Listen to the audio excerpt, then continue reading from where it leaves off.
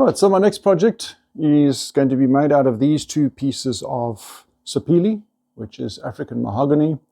The size of it will be 88 centimeters, which is just shy of 35 inches. That'll be the width. The depth is going to be 38, or roughly 38 centimeters, which is 15 inches. And the thickness, of course, is going to be as thick as what we can get it after it's been planed and thicknessed. So this is a base for a model ship, the HMS Beagle, Darwin ship. He travels around the world.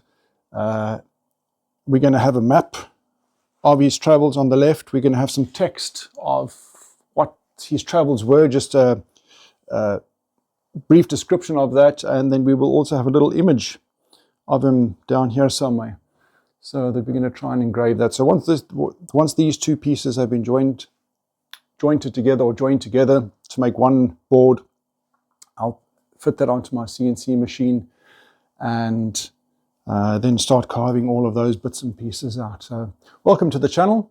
I hope you've been following me. If not, I would appreciate if you could like and subscribe to the channel if you think I deserve it.